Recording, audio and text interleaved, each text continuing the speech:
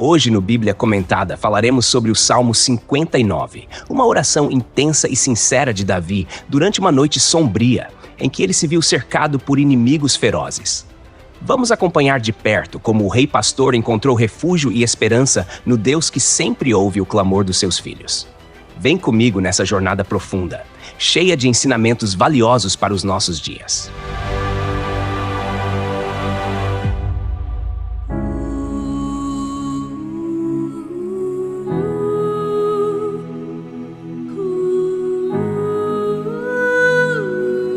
Olha só o que Davi começa dizendo no Salmo 59, verso 1. Livra-me, meu Deus, dos meus inimigos. Protege-me daqueles que se levantam contra mim. Repara só, isso aqui não é um pedido qualquer, não. É um grito profundo, sincero, carregado de angústia. Para você sentir o peso disso, imagina Davi, aquele homem escolhido por Deus, um pastor de ovelhas, que virou guerreiro e depois rei. Agora, esse mesmo Davi está sendo perseguido, não por inimigos de guerra distantes, mas por pessoas próximas, bem pertinho dele. É pesado demais quando quem te persegue conhece teu rosto, já sentou à mesa contigo e sabe exatamente onde te ferir. Entende? Davi compôs esse salmo durante o reinado de Saul, lá pelo século 11 a.C. Ele estava na cidadezinha de Gibeá, pertinho de Jerusalém, escondido em casa porque o rei Saul queria a cabeça dele. Isso está registrado lá em 1 Samuel, capítulo 19, versículo 11. Agora olha a situação. Soldados rondando a casa de noite, prontos para acabar com ele. Não eram apenas soldados, eram homens ferozes, famintos como lobos que rondam no escuro esperando sua presa. Dá para sentir o medo, não é mesmo? Então, o verso 2 chega como um pedido desesperado. Livra-me dos que praticam o mal e salva-me dos assassinos. Repara só que ele não chama só de soldados, ele usa uma palavra forte. Assassinos, homens sanguinários. Por quê? Porque Davi sabia que eles não tinham vindo apenas para conversar. Aqueles homens não vinham apenas cumprir ordens. Vinham com sede de sangue, dispostos a matar sem piedade. Não era uma situação leve. Era vida ou morte. Agora, trazendo isso para a nossa vida, quantas vezes nos sentimos assim também? Talvez você não tenha um exército do lado de fora da tua casa, mas tem noites em que parece que nossos problemas, nossos medos e culpas ficam nos cercando como cães famintos. Não é verdade? Tem noites que dormir parece impossível, porque a alma está inquieta demais com os inimigos invisíveis. Nesses momentos, o pedido de Davi vira o nosso também. Livra-me, meu Deus. Não existe vergonha nenhuma nisso. A Bíblia está cheia desses pedidos, porque Deus escuta cada um deles com atenção, com carinho e com misericórdia. No verso 3, olha o que ele diz. Vê como ficam a minha espreita. Homens cruéis conspiram contra mim, sem que eu tenha cometido qualquer delito ou pecado, Senhor. Isso é forte, né? Davi está dizendo algo muito profundo aqui. Ele não está alegando perfeição, não é isso. Ele está afirmando inocência naquela situação específica. Olha só que coisa complicada. Ele não fez nada que justificasse aquela perseguição toda. Ele não provocou, não ofendeu, não desobedeceu a Deus naquela circunstância, mas mesmo assim, estavam caçando ele. Isso tem uma aplicação teológica importantíssima sobre pecado e justiça. Muitas vezes, sofrimento não é sinal de pecado específico, não é castigo direto por algo errado que fizemos, como algumas pessoas às vezes pensam. Tem vezes que a vida simplesmente acontece e o sofrimento chega sem aviso prévio, mesmo que você esteja fazendo tudo certinho. E aqui, a graça de Deus brilha ainda mais forte, porque é justamente nos momentos que não entendemos nada que Deus revela sua soberania e seu cuidado. Ele não abandona seus filhos. Olha só o verso 4.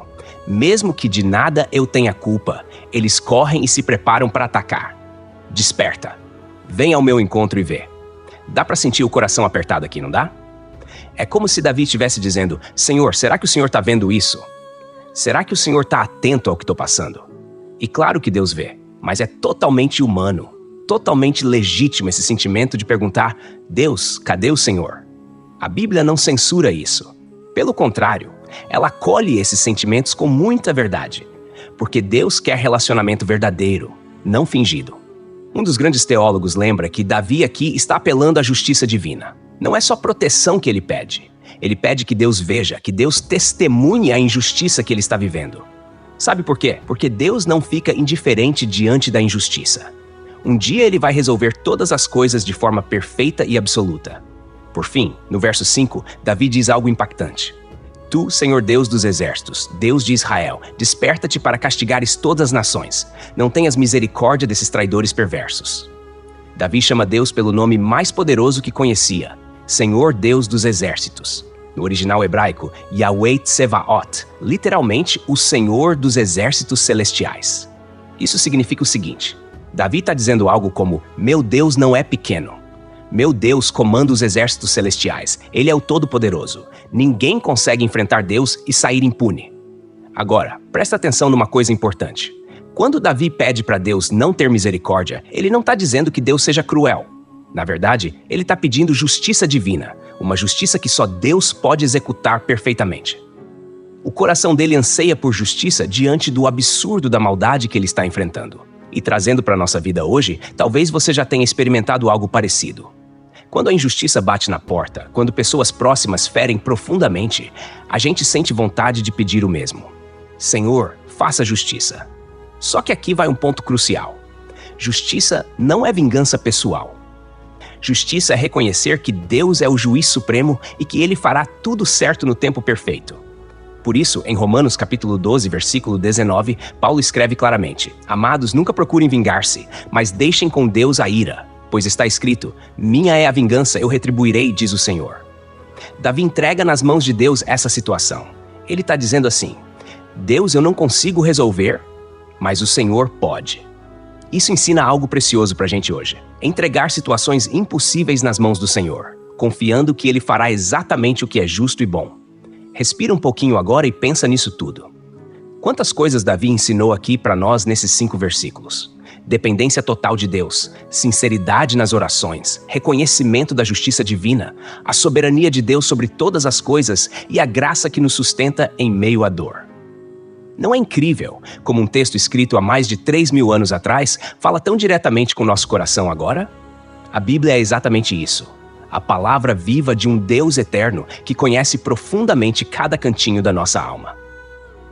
Agora repara só no verso 6, onde Davi continua assim: Eles voltam ao anoitecer, rosnando como cães e rondam a cidade. Davi está pintando um quadro muito real aqui, usando uma imagem que qualquer um na época entenderia imediatamente. Naqueles dias, os cães não eram esses pets bonitinhos e cuidados que a gente tem hoje em casa. Pelo contrário, os cães daquela época viviam soltos, vagando pelas ruas das cidades, esfomeados e agressivos, principalmente ao cair da noite. Quando escurecia, eles apareciam nos becos e vielas, rosnando, disputando restos de comida, aterrorizando as pessoas que cruzavam seus caminhos. Agora, imagina só o rei Davi comparando esses soldados que o perseguiam a esses cães violentos que rondavam na escuridão. Dá para sentir a tensão, né? Aí, no verso 7, ele fala mais forte ainda. Vê que ameaças saem de suas bocas, seus lábios são como espadas, pois dizem: quem nos ouvirá? Presta atenção nisso, porque Davi não está falando só das armas físicas que os inimigos têm, não. Ele destaca algo que machuca muito mais profundo: as palavras. Quantas vezes a língua humana não se torna uma arma mais poderosa que espadas e flechas? As ameaças dos perseguidores não são só para assustar, mas para ferir emocionalmente, psicologicamente. Eles se sentiam tão seguros em sua maldade que zombavam dizendo: quem nos ouvirá? Em outras palavras, ninguém pode nos deter. Isso lembra muito a gente hoje, não lembra? Quantas vezes as palavras duras que ouvimos das pessoas não nos cortam mais fundo que uma lâmina? E quantas vezes a gente se sente impotente diante disso, como se ninguém estivesse escutando nossa dor? Mas olha só como Davi reage diante disso, no verso 8. Isso aqui é incrível, mas tu, Senhor, ris deles, zombas de todas essas nações. Espera aí, como assim Deus rindo? Deus zombando? Vamos devagar para entender direitinho isso aqui. Quando o texto diz que Deus ri ou zomba, é uma linguagem humana para dizer que essas ameaças dos homens são absolutamente insignificantes diante da grandeza de Deus. É como uma criança pequenininha tentando intimidar um gigante. O gigante ri porque sabe que a criança não representa perigo algum. A soberania de Deus é tão absoluta, tão completa, que ele não se abala com nenhuma ameaça humana. Nenhuma palavra dura dita contra nós consegue desafiar o poder e a autoridade do nosso Deus. Davi então reforça isso no verso 9. Ó, minha força é em ti que me refugio, tu és o meu alto refúgio. Repara só que mudança linda aqui. Ele começa descrevendo inimigos, cães raivosos, ameaças afiadas como espadas, mas agora o foco vira completamente para o Senhor. Aqui tem uma chave poderosa para nós também. Davi chama Deus de minha força. Ele não diz que a força está nele próprio. Não, a força está em Deus. Não é o treinamento militar, não é a habilidade de guerreiro, não é a estratégia política que protege Davi agora. É o próprio Deus que é a fortaleza dele. Davi usa a expressão alto refúgio, que é como aquelas fortalezas construídas no topo de montanhas, lugares quase inacessíveis aos inimigos. É assim que ele enxerga Deus, um refúgio elevado, seguro, onde os perigos simplesmente não conseguem chegar. Sabe aquela sensação de alívio quando, em meio a uma tempestade, você encontra abrigo num lugar seguro? É exatamente isso que Davi sente aqui. Ele sente que Deus o envolve completamente e nada, absolutamente nada, pode alcançá-lo ali. Davi prossegue, no verso 10, dizendo com plena confiança: meu Deus fiel virá ao meu encontro e permitirá que eu triunfe sobre os meus inimigos. Olha só o detalhe aqui. Ele chama Deus de meu Deus fiel. Fidelidade aqui é uma qualidade central de Deus. Essa fidelidade não é só uma promessa genérica, não é apenas uma ideia distante. É uma fidelidade pessoal, próxima, cotidiana. Deus não é fiel apenas num sentido geral. Ele é fiel pessoalmente a Davi, assim como é fiel pessoalmente a mim e a você. Deus não apenas defende Davi, mas vai ao encontro dele. Dá para imaginar algo mais lindo que Deus, o Senhor do Universo, vindo ao nosso encontro, nos acolhendo exatamente onde estamos. O verso 11 traz algo muito interessante, repara só. Mas não os mates, ó Senhor, nosso escudo, para que meu povo não se esqueça, dispersa-os e abate-os pelo teu poder. Agora fica interessante aqui. Davi pede algo curioso. Não quer simplesmente que Deus destrua seus inimigos de uma vez só. Ele pede para Deus lidar com eles de um jeito que sirva de lição permanente para o povo. Isso mostra que o sofrimento tem propósito. O castigo de Deus tem objetivo pedagógico também. Às vezes Deus permite situações difíceis não apenas para punir, mas para ensinar algo mais profundo ao coração do povo. E ele chama Deus de nosso escudo, a proteção total. Davi está ensinando algo importantíssimo aqui sobre justiça divina. Deus sempre tem um propósito maior em mente, mesmo quando estamos sofrendo. Ele não só resolve nossos problemas, mas trabalha nosso coração enquanto resolve. Finalmente, no verso 12, Davi conclui esse trecho dizendo algo pesado e sério. Pelos pecados de suas bocas e pelas palavras de seus lábios sejam apanhados em seu orgulho, pelas maldições e mentiras que pronunciam. Aqui Davi deixa claro qual o problema mais profundo desses perseguidores: o orgulho. Eles são capturados pelas próprias palavras, são presos na própria arrogância. Orgulho sempre leva à queda, sempre aprisiona. Davi pede que as consequências venham pela boca deles mesmos, pelas palavras malditas que eles falavam. Sabe o que isso lembra? Provérbios, capítulo 18, versículo 21. A língua tem poder sobre a vida e sobre a morte. Os que gostam de usá-la comerão do seu fruto. Davi sabia disso bem antes do provérbio ser escrito. Ele entende profundamente o poder destrutivo das palavras e pede que Deus faça justiça exatamente nisso. Agora respira fundo e sente o impacto disso tudo. Davi começou falando de cães ferozes, ameaças afiadas, e terminou declarando total confiança num Deus fiel, justo e soberano. É assim mesmo a nossa caminhada com Deus, cheia de altos e baixos, cheia de perigos e vitórias. Mas no fim, quando nosso coração está seguro em Deus, percebemos que nenhum inimigo, nenhuma palavra, nenhuma ameaça pode separar a gente do amor fiel e eterno do nosso Deus. Olha só que coisa linda. É exatamente essa certeza que segura nossa vida quando tudo parece fora do controle. O Salmo 59 nos lembra disso. Deus vê, Deus ouve, Deus responde. Pode demorar, pode parecer que não vai acontecer, mas nunca duvide. O Deus que segurou a mão de Davi naquela noite escura, segura a sua mão hoje também. Agora vem comigo e presta muita atenção no que Davi fala no verso 13. Olha só a profundidade disso aqui. Consome-os em tua ira, consome-os até que não existam mais. Então se saberá até os confins da terra que Deus governa sobre Jacó. Davi está pedindo algo drástico, intenso, não é mesmo? Ele não está só falando de justiça simples ou punição superficial. Ele está falando de um julgamento total, absoluto, definitivo. Mas calma, não é só vingança pessoal. O ponto principal que Davi quer deixar claro aqui é outro. Ele deseja que o mundo inteiro reconheça quem realmente governa todas as coisas. Que Deus é Deus sobre Jacó. ou seja, sobre todo Israel. Quando Davi menciona Jacó, é interessante porque ele usa esse nome de propósito. Jacó lembra o povo escolhido de Deus, Israel, com suas imperfeições, suas falhas, suas lutas internas. Davi não diz simplesmente Israel, ele diz Jacó, para reforçar que Deus não governa apenas os fortes ou os perfeitos, mas também aqueles que, como Jacó, são falhos, fracos e cheios de problemas. Deus é Deus sobre o imperfeito, sobre o que é frágil. Isso é maravilhoso demais, não acha? Um grande estudioso da Bíblia lembra algo interessante. Esse pedido de Davi por justiça radical, na verdade, reflete um coração completamente alinhado com a vontade de Deus. Ele não está buscando justiça por si só, mas que o nome de Deus seja honrado e reconhecido no mundo inteiro. Justiça verdadeira é isso, quando Deus é glorificado plenamente, quando todos reconhecem sua soberania perfeita. Olha como ele continua no verso 14. Eles voltam ao anoitecer, rosnando como cães e rondam a cidade. De novo essa imagem forte dos cães. Repara só, Davi volta a usar a mesma expressão que usou antes. Por quê? É como se ele estivesse dizendo, Senhor, isso não acaba. Toda noite eles voltam. Sabe aquela luta que parece não ter fim? Aquela dor que volta? Aquela ansiedade que insiste em aparecer de novo quando a gente pensa que já passou? Pois é, Davi conhece isso muito bem. Ele não está fazendo uma oração idealizada aqui. Não está fingindo que as coisas se resolveram magicamente. Não, ele sabe que muitas vezes o perigo volta, o medo volta, a luta volta. Mas ele está seguro no Deus que permanece fiel também quando os perigos insistem em retornar. Então, no verso 15, ele continua descrevendo ainda mais. Vagueiam à procura de comida e rosnam se não ficam satisfeitos. Aqui, Davi vai mais fundo ainda na descrição da maldade daqueles inimigos. Eles não têm limites, são insaciáveis em sua violência, em sua perseguição. São como cães esfomeados que ficam irritados se não encontram a presa. Essa imagem é tão forte porque mostra que o mal não para sozinho. Ele não fica satisfeito facilmente. O mal sempre quer mais destruição, mais dor, mais sofrimento. O pecado tem essa natureza voraz, insaciável.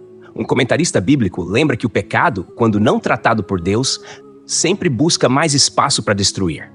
Mas agora olha que lindo o contraste que Davi cria no verso 16. Esse é um momento maravilhoso de adoração pura, genuína, profunda. Mas eu cantarei louvores à tua força. De manhã louvarei a tua fidelidade, pois tu és o meu alto refúgio, abrigo seguro nos tempos difíceis. Você percebe a mudança radical aqui? Enquanto os inimigos voltam à noite insatisfeitos, famintos, Davi diz algo surpreendente. Eu cantarei louvores à tua força. Em outras palavras, enquanto eles rosnam de ódio, eu canto de alegria e gratidão ao meu Deus. Isso não é lindo demais? E repara só no detalhe. Davi diz, de manhã louvarei. Ou seja, mesmo no meio daquela noite escura e assustadora, ele já está olhando para o amanhecer. Já está antecipando o livramento que Deus vai trazer. Ele tem certeza absoluta que aquela noite não vai durar para sempre. Amanhã vai chegar. E quando chegar, ele estará cantando a fidelidade de Deus. É exatamente isso que a gente precisa aprender também. A nossa noite pode parecer interminável, mas a promessa é que amanhã virá, e Deus estará lá, fiel e poderoso como sempre esteve. Um dos grandes pregadores do passado lembrou que é justamente quando tudo parece perdido, que a fidelidade divina brilha mais claramente. Não importa quão escura seja a noite, sempre haverá um amanhecer cheio da graça e misericórdia de Deus. Por fim, olha só como Davi encerra esse trecho maravilhoso no verso 17. Ó minha força, canto louvores a ti. Tu és, ó Deus, o meu alto refúgio, o Deus que me ama. Gente, presta atenção nessa frase, porque ela é especial demais. O Deus que me ama. Davi não está falando só de força, não está falando só de justiça ou proteção. Ele fala explicitamente do amor de Deus. No original hebraico, a palavra aqui é hesed, que significa amor leal, amor fiel, amor que nunca abandona. Não é só um amor emocional ou superficial. É um amor comprometido, um amor que se doa, que se sacrifica, que nunca falha. Imagina isso por um instante. Deus não é apenas nosso escudo ou fortaleza. Ele é aquele que nos ama profundamente. É o amor de Deus que segura tudo no lugar. É o amor de Deus que garante que Ele nunca vai abandonar a gente, mesmo quando tudo está difícil demais. Sabe o que é incrível aqui? Que Davi não termina esse salmo olhando para os seus inimigos. Ele termina olhando para Deus. O foco não é mais o perigo, não é mais o medo ou a angústia. O foco agora é o amor poderoso e fiel do Senhor. Isso é uma lição profunda para mim e para você também. Onde está nosso foco quando tudo parece desmoronar? Nas ameaças, nas dificuldades, nos medos ou no amor do Deus que nos sustenta? A verdadeira adoração nasce exatamente desse reconhecimento. Tu és o Deus que me ama. Aí nesse amor, tudo encontra sentido, tudo encontra paz. Respira fundo agora e sente o peso maravilhoso disso tudo. Esse salmo começou num grito desesperado por socorro, passou por ameaças, por perigos constantes, mas terminou numa declaração cheia de esperança, louvor e amor. Essa é exatamente a jornada que Deus convida cada um de nós a viver. Da angústia para o louvor, do medo para o descanso, da escuridão para a manhã clara do amor eterno de Deus. Não importa a noite que você está enfrentando hoje. A promessa do amanhecer está firme e garantida, porque Deus, que amou Davi, ama você também com a mesma fidelidade, a mesma intensidade e o mesmo compromisso eterno. Que coisa maravilhosa é esse nosso Deus, não é mesmo? Hoje, no Bíblia Comentada, falamos sobre o Salmo 59, mergulhando fundo numa história carregada de emoção, tensão e esperança. Acompanhamos Davi numa noite de terror, cercado por inimigos ferozes, soldados que rondavam sua casa como cães famintos prontos para atacar. Vimos como, em meio àquela escuridão e ameaça constante, Davi clamou a Deus com um coração sincero e aberto, pedindo socorro, justiça e intervenção divina. Refletimos juntos sobre a realidade dolorosa das perseguições, sobre o impacto das palavras que ferem mais profundamente que espadas afiadas, e sentimos bem de perto a angústia daquela noite terrível. Mas também descobrimos algo extraordinário. Em meio ao caos, em meio ao medo mais profundo, o coração de Davi encontrou abrigo seguro no Deus fiel e soberano. Aprendemos que Deus, o Senhor dos Exércitos, aquele que governa sobre tudo e todos, nunca fica indiferente ao sofrimento de seus filhos. Vimos que a justiça divina não apenas pune a maldade, mas revela ao mundo inteiro quem verdadeiramente detém o poder e o controle sobre todas as coisas. Mais ainda, descobrimos juntos que, apesar da noite longa e ameaçadora, existe sempre uma manhã esperando por nós, cheia da graça, da fidelidade e do amor incomparável do nosso Deus. Perceba isso. Deus não é só proteção distante, não é só justiça rigorosa. Ele é amor próximo, cuidadoso, envolvente. É aquele que vem ao nosso encontro, que escuta cada clamor, que segura nossa mão quando tudo parece perdido. O Salmo 59 nos mostra exatamente isso. A jornada do medo para a confiança, da angústia para o louvor, da noite mais escura para o amanhecer, de um coração cheio de adoração e gratidão. Talvez hoje você esteja vivendo uma noite assim, com inimigos invisíveis cercando sua mente e coração. Talvez sinta as ameaças e pressões da vida te rondando. Mas lembre-se, o mesmo Deus que ouviu Davi naquela noite escura, ouve você agora. Ele está com você neste exato momento, dizendo com amor profundo: eu sou teu alto refúgio, eu sou tua força. Minha fidelidade não falha jamais. Continue firme, porque a noite não dura para sempre. A promessa segura é que o amanhecer virá trazendo consigo o cântico da vitória e da esperança renovada. Deus que sustentou Davi, sustentará você também. E fique com a gente, porque no Bíblia Comentada sempre tem muito mais para descobrir sobre o coração maravilhoso do nosso Deus.